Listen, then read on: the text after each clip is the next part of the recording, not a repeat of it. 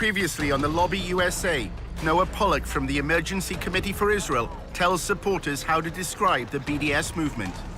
When you talk about BDS, you talk about them as a movement that absolutely endorses violence against civilians, aka terrorism. Why they're doing this? They always try to connect us, to connect dots that they don't exist. In the final episode of the Lobby USA, a look ahead. After half a century of Israeli occupation, hopes that a peace deal could create two states in the lands of historic Palestine are fading fast. So how will the lobby respond? Our man on the inside finds out.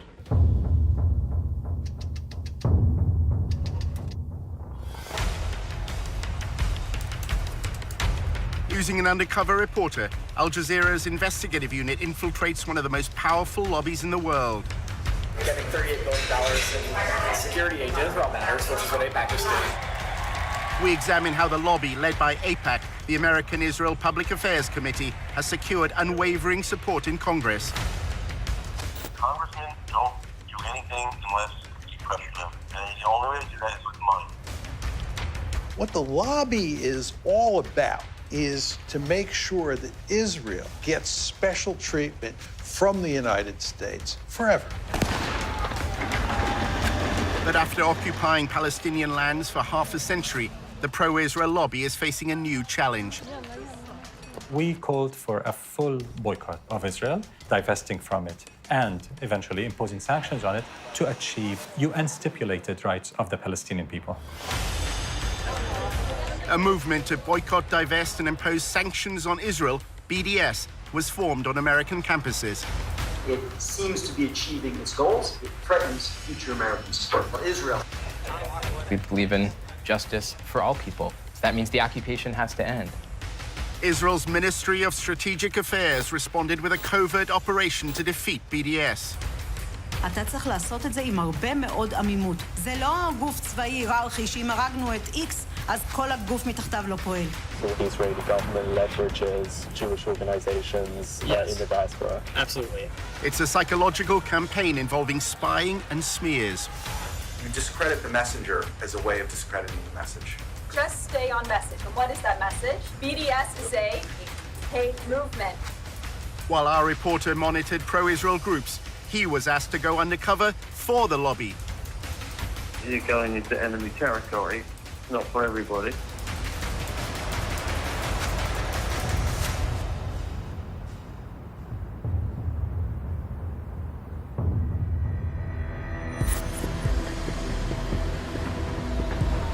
Our undercover reporter was attending a dinner at the annual conference of the Israeli-American Council in Washington.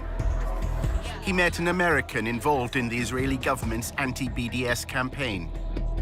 In my job, I get to work with every major news network, and I don't even do media. I do academic work. Every university president takes our calls, takes our meetings, works with us. There's a legitimate government organization.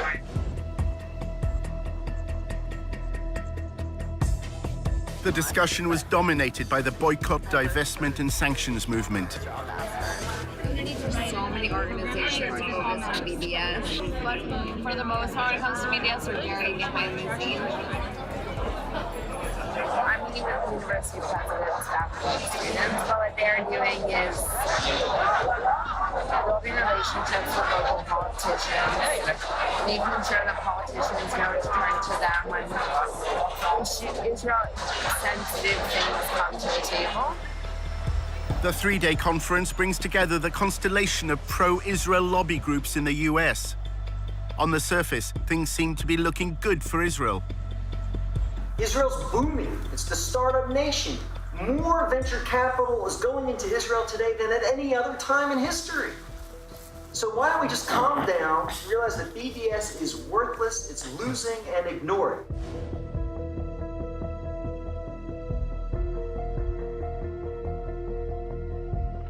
I don't think BDS was ever supposed to be about getting colleges to take their money out of Israel. So if we focus on the dollars, we could feel really good about ourselves. If we focus on the fact that an effort's being made to distance us, those who love Israel, from the rising generation, I think we need to worry. When you get to the millennials and the students, it's a bad situation. And it's getting to the point now where the majority is more favorable towards the Palestinians than the Israelis. While numerous speakers discussed ways to combat BDS, the lack of civil rights for Palestinians living under Israeli control was not raised. Nobody talks about the reason why BDS exists at all. What's the model for the BDS movement? The model is South Africa. So, was that a bad thing to do? An apartheid regime which denied equal rights to black South Africans was weakened and ultimately collapsed after a global economic and political boycott. They're worried that the BDS movement will get to the stature that the South Africa boycott got to. So they're trying to stop it now.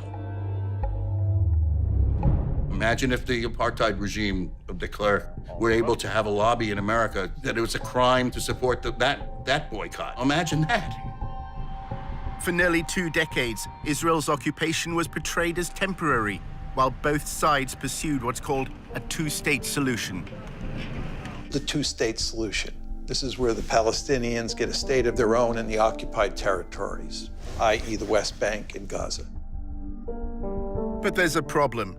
Jewish-only settlements have continued to grow within the boundary of a proposed Palestinian state. Successive US governments have openly doubted whether a viable Palestinian nation is either possible or necessary. The settler agenda is defining the future of Israel, and their stated purpose is clear. They believe in one state, Greater Israel. In fact, one prominent minister declared just after the US election, and I quote, "The era of the two-state solution is over." I'm looking at two-state and one state, and I like the one that both parties like. I'm very happy with the one that both parties like. I can live with either one. If the choice is one state, Israel can either be Jewish or democratic. It cannot be both. More and more people are beginning to buy into the argument that Israel is turning itself into an apartheid state. It used to be the case that the word apartheid was never used with Israel. In order to discredit the apartheid label, the lobby has launched a campaign to try to co-opt black South Africans. Black South Africans who were apartheid activists, who were brought to Israel, saw the reality, came home angry at BDS. They felt lied to. They felt that someone had tried to steal their narrative.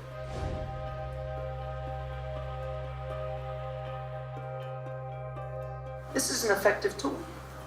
Bringing these black South African, former BDS activists, now Israel supporters to American campuses. During his volunteership, Tony learned that the Israel Project has been developing a strategy called Stop Stealing My Apartheid. The plan is to feed articles written by black South Africans into the American media, claiming that BDS has distorted their history.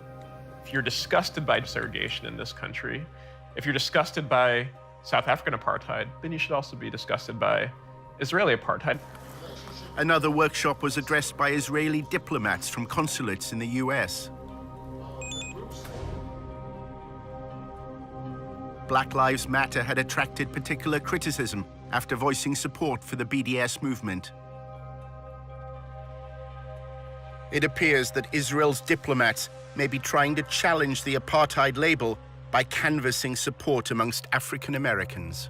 The major problem of Israel is with the young generation of the black community. Black Lives Matter starts there.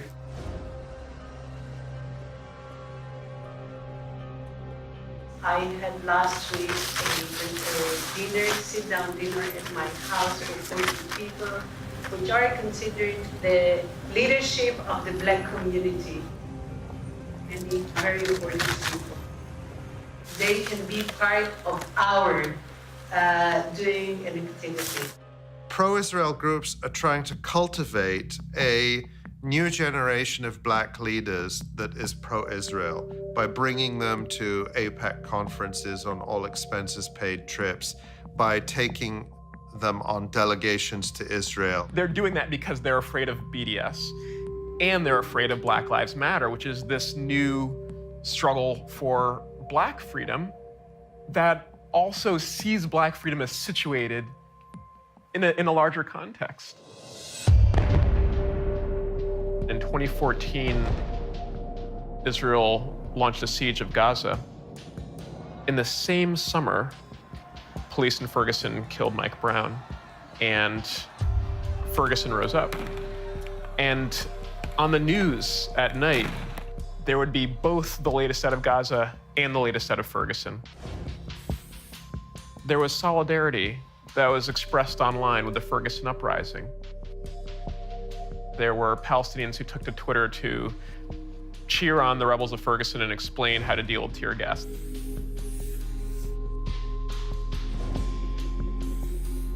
Israel's diplomats have responded by evoking the legacy of Martin Luther King, claiming that the campaign for Palestinian civil rights bears no resemblance to the civil rights movement in America. Dr. Clarence B. Jones, who wrote the draft speech for Martin Luther King, I Have a Dream. He was his lawyer, he was his close friend. He's somebody that I reached out to. He became a very close and personal friend.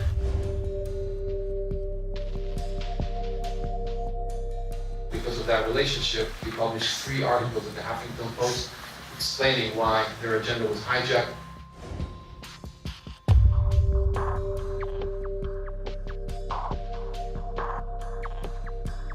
Martin Luther King will turn in his grave if he saw the anti-Israel tendencies or policies that are starting to emerge within Black Lives Matter. There's something on one hand laughable about it, but there's something also really insidious about this. You're using the credibility of a freedom struggle to try to oppose another freedom struggle. And I think that's appalling. Soon after Black Lives Matter declared support for BDS, a fundraiser at a New York nightclub was suddenly cancelled. The venue's management said it didn't approve of the movement's stance on Israel.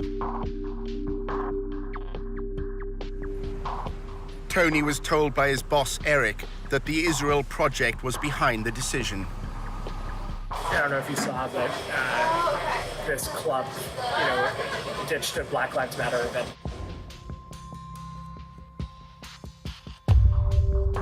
One of our donors, we just put in a call to him, and then he put in a call to the police. Wow, to shut down this Black Lives Matter event. I think it's really appalling that a system in Israel has devised incredible and comprehensive ways to have a violent regime against Palestinians, that they would also invest resources into making sure to shore up support for that oppression here. One evening at the IAC conference, Tony met a prominent activist. He's associated with the hardline trend in the pro-Israel lobby. Noah Pollock argues that tough tactics are needed to counter the apartheid label. The activism has to be very provocative and attention-getting and just total no given. We're going to be more pro-Israel than you can even imagine. Just to provoke everyone.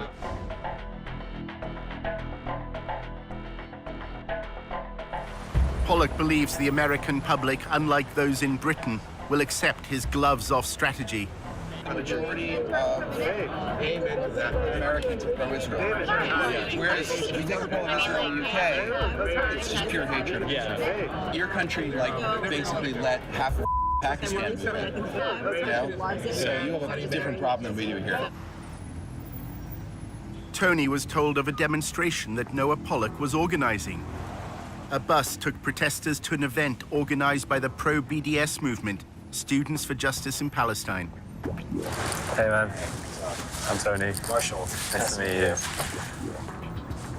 This is one of those things where either it's going to be amazing and we're going to defeat BDS, or we're just broken. Well, you can't beat them, join them. We're obsessed with winning, so I just want to win. So I want to win something. They don't win anymore. The protesters are on a fellowship program run by a conservative think tank called the Hoover Institution. The whole fellowship extravaganza, you guys are being foot soldiers of conservatism. This is actually the first foot soldier activity that I think we've been forced to do. Tony, what's your connection to the conspiracy that we're all part of? Yeah, the Israel Project. So you can't not come.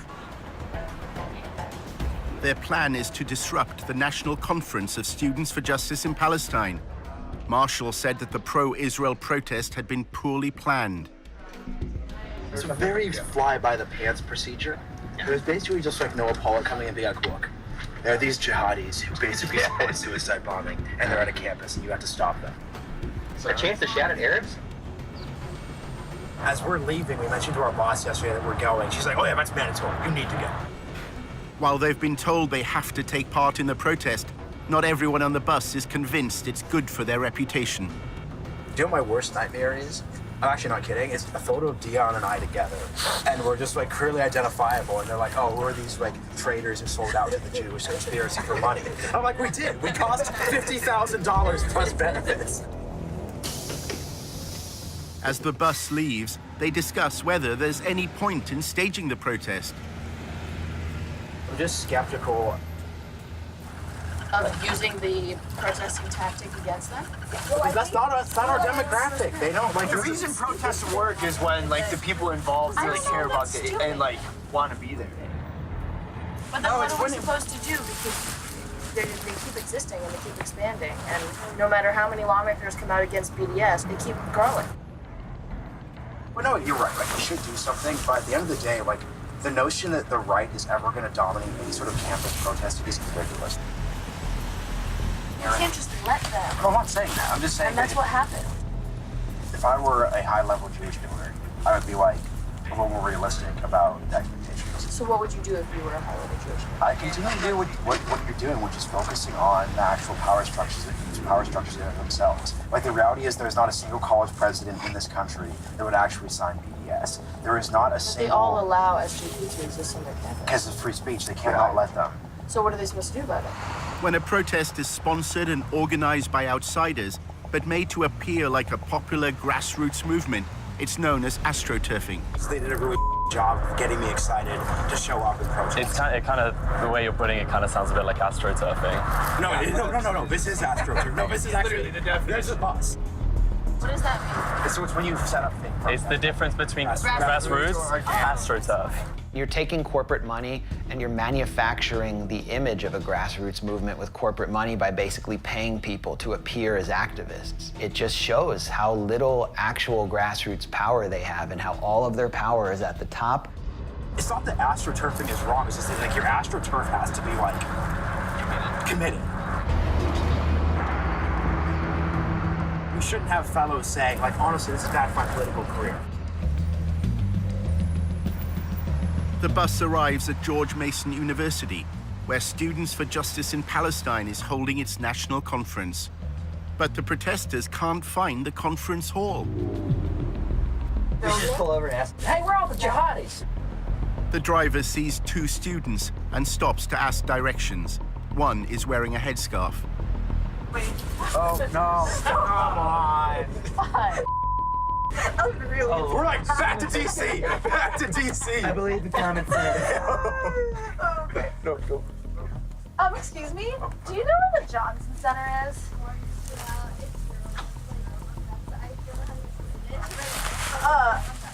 Okay, just So go drive back straight? down this. Okay, thank you. That was problematic. So this is off to a good start.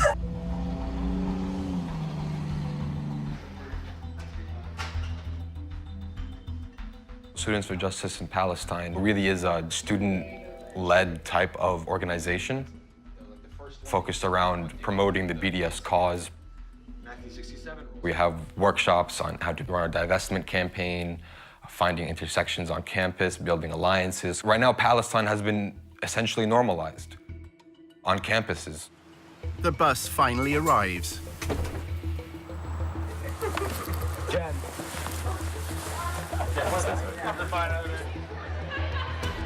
Noah Pollock's protest is not a student event. To avoid breaking university regulations, he's arranged a legal briefing.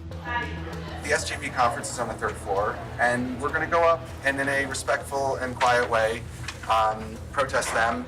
Yael is a legal expert and is going to talk a little bit about that. We are here, of course, as guests of the university. So we don't want to be accused of disrupting a school-sponsored activity.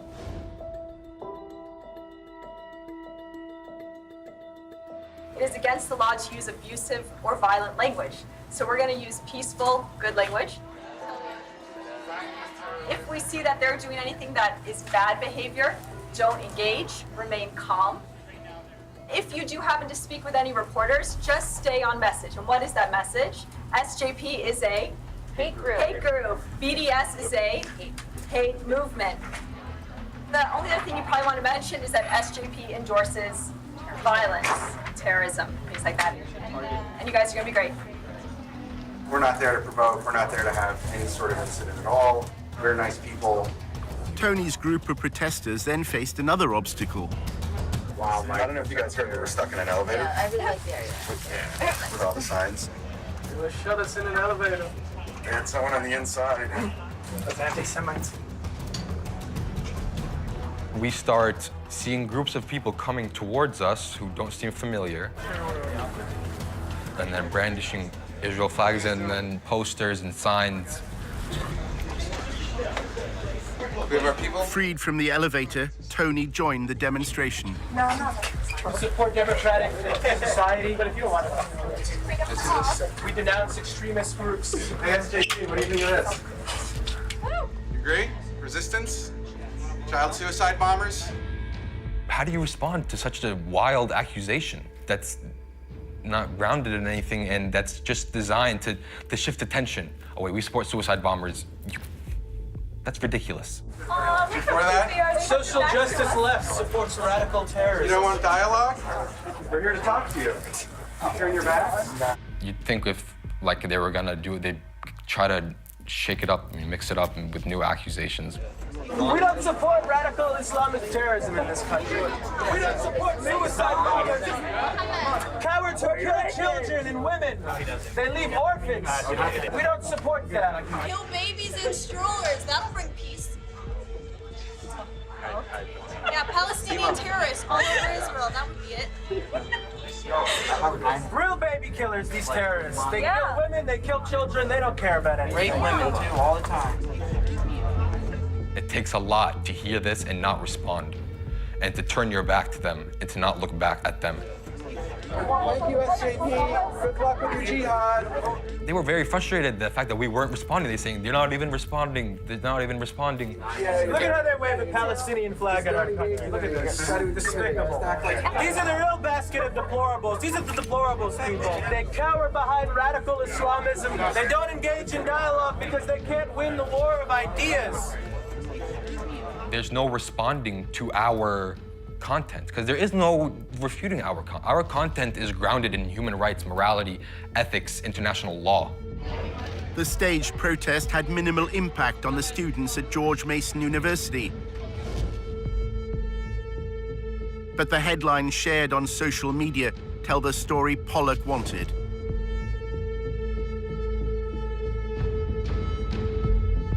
Yeah, let's head back to headquarters for debriefing and cocktails. In part 2, a looming crisis for the lobby. AIPAC is not representative of the American Jewish community.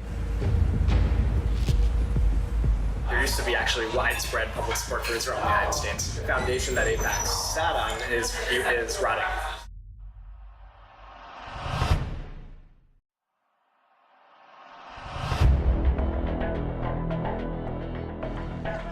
In part 1, how support for Israel is falling amongst the young. It's a bad situation. The majority is more favorable towards the Palestinians than the Israelis. Child suicide bombers? And the lobby support on campus isn't always what it seems. Or these like traitors who sold out to the Jewish conspiracy for money. I'm like, we did. We cost $50,000 plus benefits.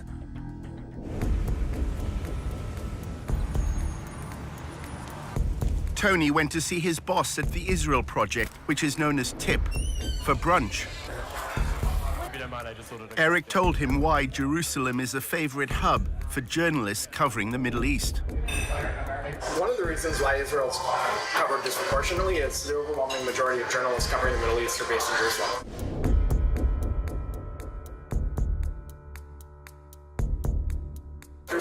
is a place where, after his 4 o'clock deadline, you could get drunk at a bar and meet people that. TIP is laying the groundwork in the media for a future war between Israel and Hezbollah. We're preparing for the worst case scenario. If it happens, we have to be ready because that war will be won and lost, the court of public opinion, not the battlefield. Journalists based in Jerusalem would likely cover that war. The Israel Project has an office there. We have an enormous interest in affecting the people who are on the ground there, and that's what they do. They build relationships with people who give them information that they can then feed to journalists who we're building relationships with. And so Lure is a staff of about like 20 people.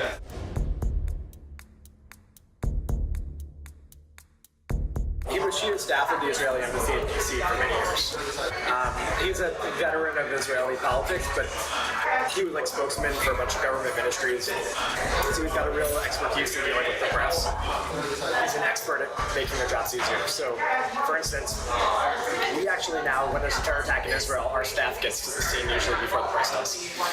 Just because Lure are so good. They bulletproof vests on, they have cameras, and as soon as there's a Twitter attack, we have like 4 guys at the scene. Breaking news overseas, a shooting in the heart of Tel Aviv. He has this rapid response team where he has people strategically placed around the country. So if there's an attack, like the Sorona attack at Sorona Market in Tel Aviv. Clearly an attack on a soft target right now based on all the initial preliminary details we're getting from this very fast developing story. They take pictures and they get testimonies. By the time the press gets there, we do their jobs well. They need a quote, they need information, they need a picture, a video clip, and full service, shot. We just give them. This is new video that just came in, and it shows people in the chaos after this happened, as it is night in Tel Aviv. By the time the press got there, we were able to help affect the narrative because, they're all scrambling. They need to get stuff to their editors immediately on what happened back in Brussels or Washington, and we're able to get them information. A TIP employee was interviewed by Fox News. Liat Delongovitz, who is live with us on the scene, works for the Israeli Project, which puts out news to the foreign press there. Hi, I'm here on the scene. I arrived fairly early. They use children to protect. The former CNN correspondent, Jim Clancy, first reported on the Middle East in the early 1980s. Those boundaries. When TIP begins interacting with journalists and suggesting the lines and suggesting the interviews, then it's not journalism anymore, it's just propaganda. Liat Delongovitz, who is on scene, again, works for the Israel Project, which works to put news out to the foreign press.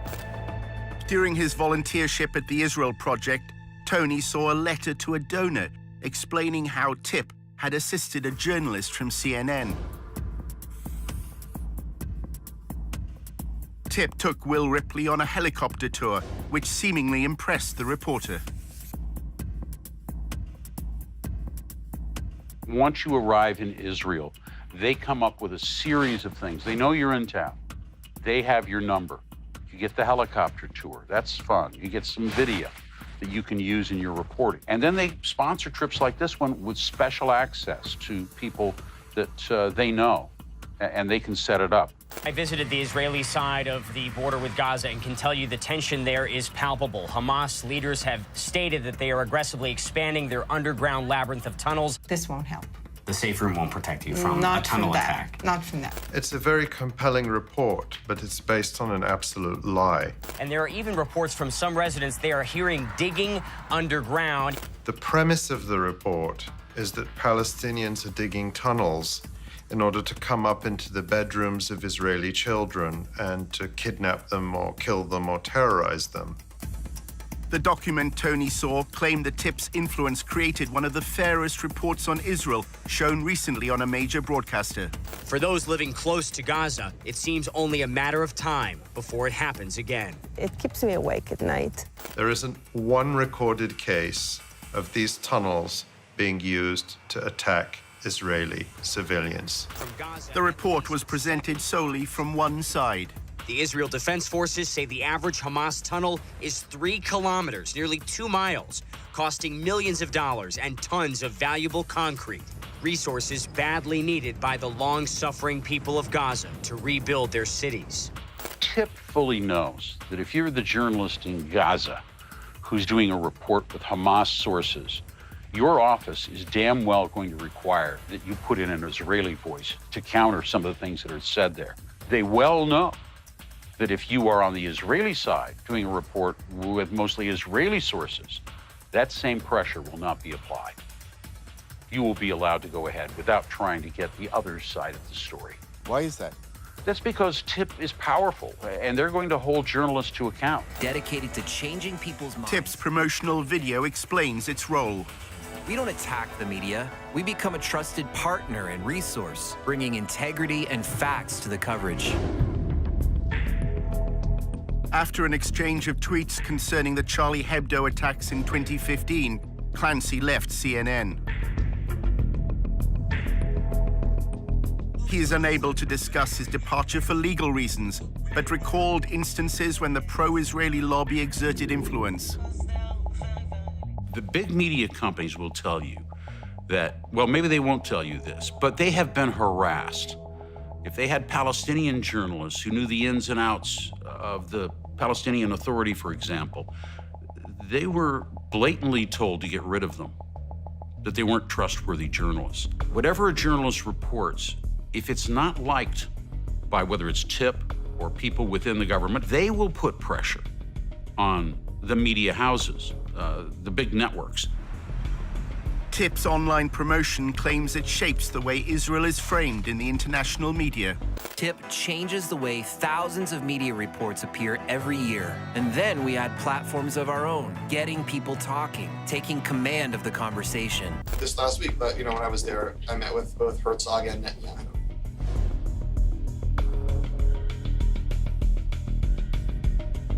We exist to kind of articulate the reasons that the notion of a Jewish state is a good thing for us as Americans, and it's a good thing for Jews, and a good thing for Israel, and a good thing for the West, and a good thing for everybody. Block describes the pro-Israel lobby as a three-legged stool, propped up by influencing Congress, shaping policy through think tanks, and thirdly, TIP's role, managing the public discourse. You've got the lobbying, the politics, and you've got the ideas and think tanks, but you can't define the meaning of those ideas. Other people are doing it for you, then the third leg of the stool isn't there and it falls over. He's brilliant in like a mad scientist sort of way. He was AIPAC spokesman, and he was like the troublemaker. He's always breaking the rules, but always getting done. He's very effective at strategic communications and dealing with journalists. At AIPAC, he was the man. I mean, he could get anything on the front page of the Washington Post. The most effective thing you can do in Washington is both explain your point of view and explain why other people disagree with it. Everybody knows that people come with perspectives. Reporters and people, we live in a sophisticated world. But the question is, are you credible? The Israel Project gained notoriety in 2009 after an internal policy document was leaked. It was a phrasebook for pro-Israel advocates. Key phrases, words that work, were determined from focus groups. Israel wants peace. I want peace. We want to move forward in peace. We want to start negotiations immediately.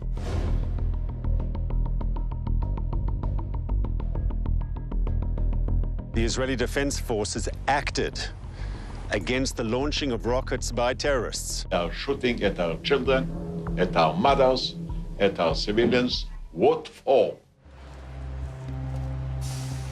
Stuff that's data-driven. We do a lot of polling. Every month we do a national poll, exactly looking for these kinds of messages that work.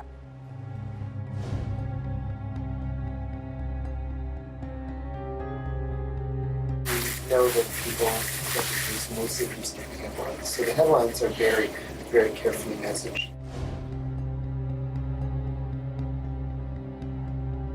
If all Palestinians can be referred to as terrorists, as in a terrorist attack, they've won a battle. They've won a battle because that headline will be seen by probably 50 times more people than those who actually went into the article and read the details about it. You don't have any reporters, just have three people who churn out carefully crafted headlines with article text that convinces you that the headline is true. They understand that it's just the 5-word headline or the 6-word headline that carries the message. The point is never to get to the real debate. Why is Iran so happy about the Iran nuclear deal? Tip's social media videos had apparently shifted public opinion on the Iran nuclear deal. The American public started out being in favor of the deal and is now against the deal. It was everything from viral videos, 10-second videos. You can send me the greatest article you want about the Iran deal, but I promise you that a 10-second video will get 1,000 hits. People aren't reading as much, they're not interested. In fact, history's a little bit bunk. A lot of people kind of come up now and there's this notion of postmodernism and nothing is true anymore. We are at this sort of interesting moment in time where we need to understand what it is that affects people's understanding and perceptions about what's right and what's wrong and how they work. This visual stimulus and stuff. How are people learning things? During his volunteership, Tony read an annual report to TIP's board of directors. It lauded their social media coverage of the 2016 shooting at Sarona Market in Tel Aviv. It said TIP's video was the most watched online content about the attack. The video claimed to show Palestinians celebrating the killing of Israelis, something the mainstream media overlooked. But this was not true. This image was taken in Ramallah 2 years earlier.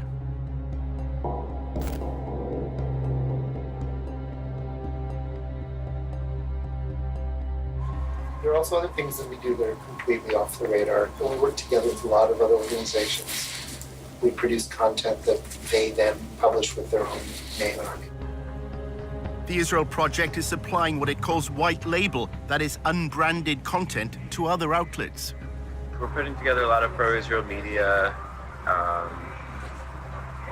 through various social media channels that aren't the Israel Project's channel.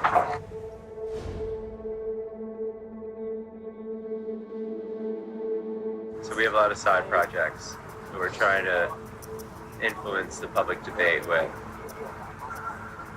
So that's why it's a secretive thing, because we don't want people to know that these side projects are associated with the Israel Project. TIP runs a collection of Facebook communities that cover topics ranging from history and the environment to current affairs and feminism.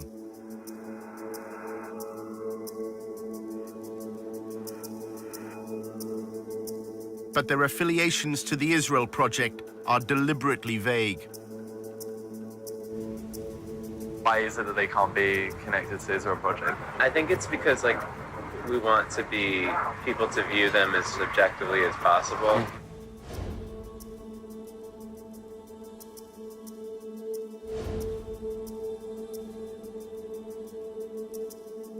We have a team of 13 people, and we're working on a lot of videos, explainers. A lot of it is just random topics, and then maybe 25% of it would be Israel or Jewish based.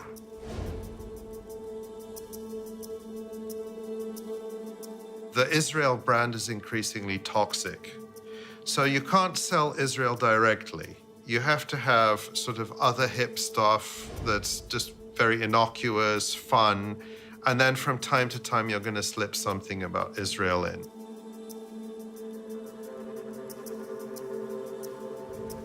Is the idea that all the rest of the non-Israel stuff is to allow the Israel stuff to pass better? That's the key thing? Just that we want to blend in everything. TIP's mission is to eliminate any mention of apartheid and occupation. Don't look here, look over here. The visual medium is trumping words. More image, more visual, more accessible, non-heavy thinking stuff.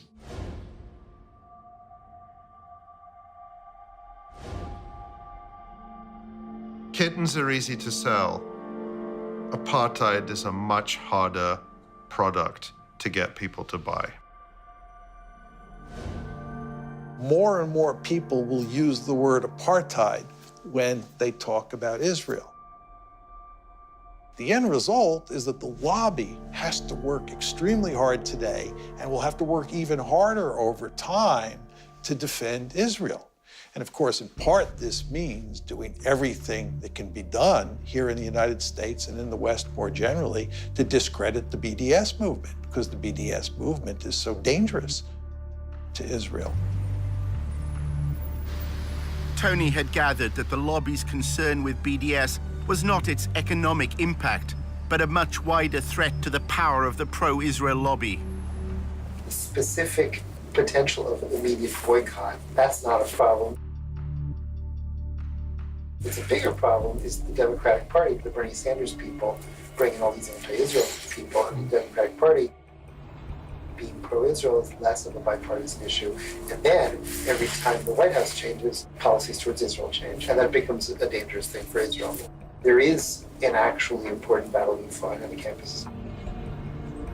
For half a century, bipartisanship has been the cornerstone of AIPAC's success, as its website video explains. By some measures, Democrats and Republicans are more divided today than at any other time in the last 2 decades. But America's support for Israel transcends partisan politics. So when it comes to strengthening America's relationship with Israel, support must come from both sides of the aisle. That's where AIPAC comes in.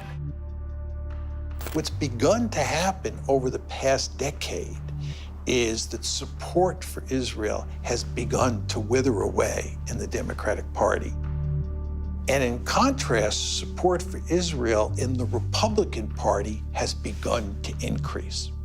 And what you see is there is a substantial difference today in support for Israel in the two parties.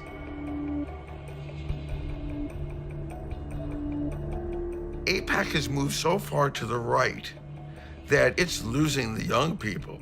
By the time of the next presidential election, Democrats will not glibly, in a debate, say they're running for president, and I love Israel, and I'm a diehard supporter of Israel. The terrain has changed dramatically. If you look at the changing demographics in the United States and what people's views are towards Israel and Israel's policies, it's only a matter of time before that trickles up to elected officials. I think it's inevitable. The kind of shift they fear is the one that happened over same-sex marriage. You know, it was only a short few years ago that high majorities in the United States were opposed to same-sex marriage. That change happened within the space of a decade. The Israel lobby will look at something like that and say it wouldn't take much for that kind of historic sea change to happen with respect for US support for Israel.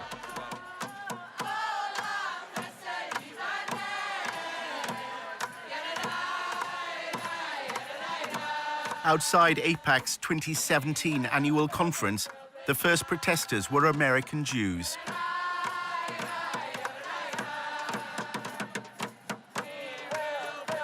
AIPAC is facing a challenge from the constituency whose views it was formed to represent. AIPAC does not represent the American Jewish community. A majority of American Jews are opposed to the policies of the State of Israel.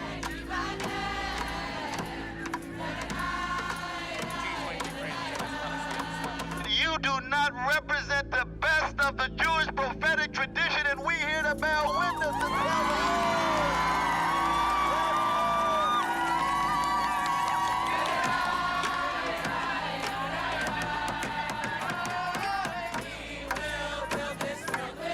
One of the groups involved was Jewish Voice for Peace.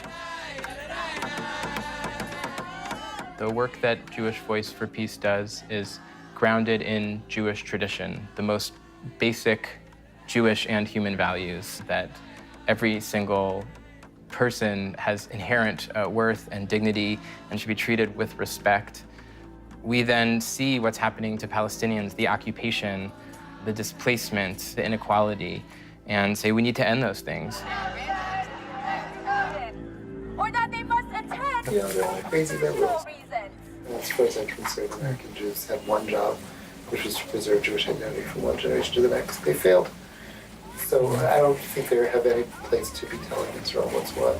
And if they choose to stop giving money to Israel, Israel will find money elsewhere.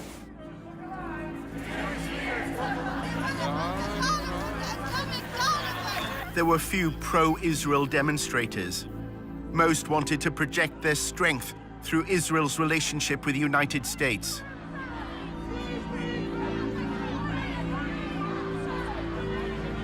The Jewish Defense League, with its distinctive yellow insignias, was a small but threatening presence. Its members later attacked a Palestinian-American man.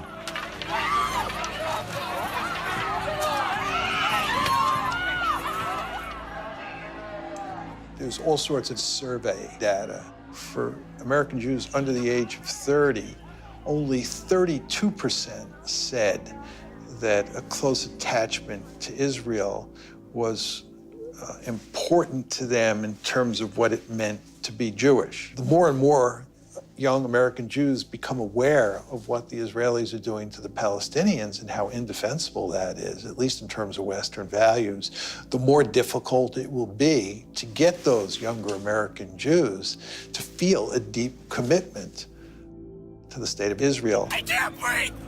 I can't go! American Jews are even taking their protest to Jerusalem. The Israeli government official who launched a covert campaign to spy on American citizens recognizes that Israel is facing a generational time bomb. אנחנו היום, לא רק שאיבדנו את הדור השני של היהודים, שזה דור המילניום של היהודים, אני שומעת את זה מההורים שלהם שבאים להיפגש איתי ומסבירים לי כמה קשה להם בארוחות שישי מול הילדים שלהם. שלא מכירים במדינת ישראל ולא רואים בנו איזה אנטיטי שצריך להריץ אותו.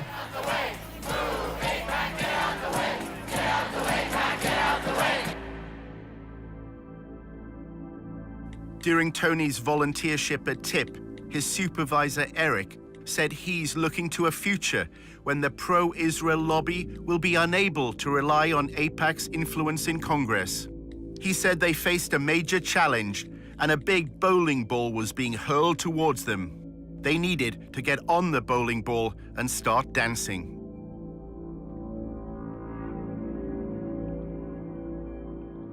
You can prove that AIPAC is suffering from some of the trends in public opinion that are affecting the Democratic Party.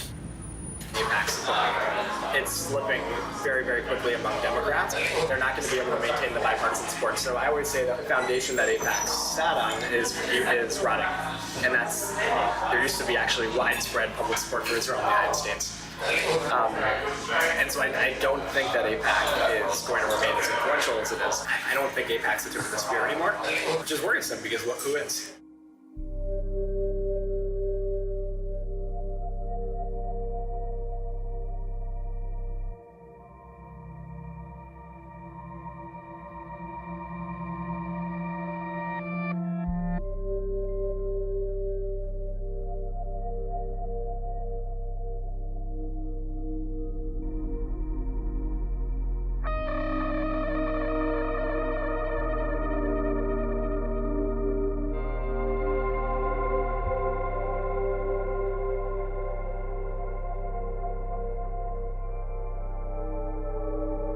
Just know I have total faith in you. I hope it's not the last time we work together.